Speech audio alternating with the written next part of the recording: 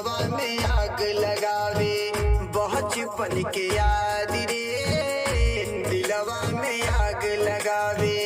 बचपन के याद